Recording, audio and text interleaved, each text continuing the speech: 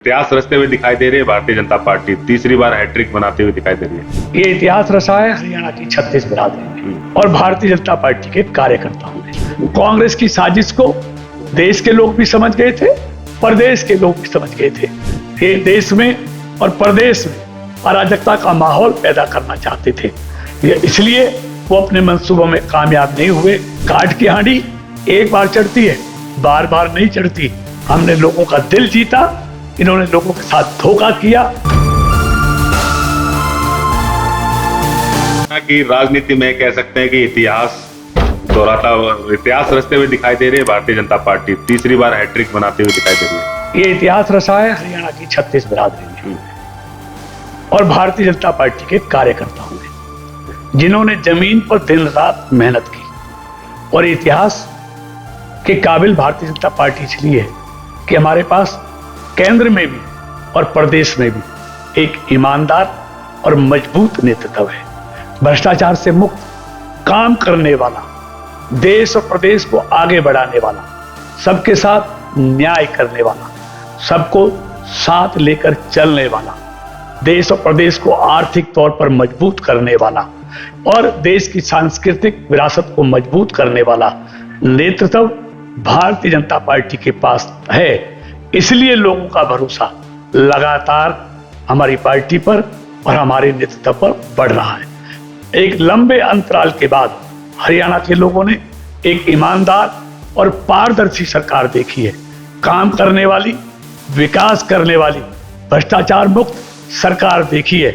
और नहीं तो लंबे समय तक भ्रष्टाचारों में लिप्त केंद्र से लेकर प्रदेश तक, एडी से लेकर चोटी तक कांग्रेस का भ्रष्टाचार में डूबा हुआ नेतृत्व, जमानत पर आया हुआ भ्रष्टाचार के केसों में नेतृत्व हरियाणा के लोगों ने देखा था।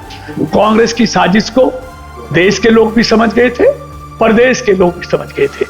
ये देश में और प्रदेश में अराजकता का माहौल पैदा करना चाहते थे, इसलिए वो अपने मंसूबों में कामयाब नहीं हुए। ये बढ़ते हुए देश को, बढ़ते हुए हरियाणा को रोकने के लिए ये पूरी ताकत से लगे हुए थे। लोगों ने इनकी कुटिल चालों को समझ लिया था। इन्होंने लोकसभा के चुनाव में सीधे साधे दलित भाइयों को संविधान का डर दिखाकर, आरक्षण का डर दिखाकर, एक बार तो इनकी कहते हैं ना, एक बार तो चढ़ जाती है, वो चढ़ गई थी, लेकिन वो समझ गए जब इनका नेता अमेरिका में जाके बोलता है कि हम आरक्षण समाप्त करेंगे, तो इन्होंने गुमराह कर लिया। काठ की हांडी एक बार चढ़ती है, बार बार नहीं चढ़ती। वो लोकसभा में करके देख लिया, हासिल कुछ नहीं हुआ। इसलिए उनके 10 साल भी कांग्रेस के देखे थे, हमारे भी अंतर स्पष्ट है। हमने लोगों का दिल जीता, इन्होंने लोगों के साथ धोखा किया। इनकी कथनी और करनी में अंतर है, इनके वादे खोखले हैं। ये हिमाचल में देखा, तेलंगाना और कर्नाटक में देखा।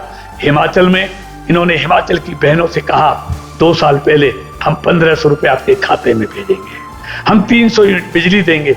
आज 2 साल से बहनें इंतजार कर रही हैं। आज फ्री बिजली का 300 यूनिट बिजली का वालों इंतजार कर रहे हैं। यही कर्नाटक में है। और दूसरी तरफ बीजेपी की मध्य प्रदेश की सरकार, जहाँ 6 साल से हर बहन 1 करोड़ बहनों के खाते में पहले 2000 आते थे, अब 3000 आते हैं। यानी कि भाजपा की कथनी और करनी में कोई अंतर नहीं। भाजपा का संकल्प पत्र सिद्धि पत्र बन जाता है और इनका गारंटी पत्र झूठी गारंटी बन जाता है। इसलिए झूठी गारंटी पर लोगों ने विश्वास नहीं किया, भाजपा के संकल्प पत्र पर लोगों ने विश्वास किया। ये उसकी ऐतिहासिक जीत है। सीएम फेस की बात करी जाए तो नायब सिंह सैनी, देखिए, आप जानते हैं हमारे केंद्रीय नेतृत्व ने पहले ही तय कर दिया था कि हम हरियाणा विधानसभा का चुनाव श्री नायब सैनी जी के नेतृत्व में लड़ रहे हैं। उनके नेतृत्व में हमने चुनाव लड़ा है, उन्हीं के नेतृत्व में तीसरी बार भारतीय जनता पार्टी जीतने जा रही है। इसलिए जब उनके नेतृत्व में चुनाव लड़ा है और केंद्रीय नेतृत्व ने चेहरा पहले ही तय कर दिया है, तो उसमें अब कोई सोचने की बात दूसरी है नहीं।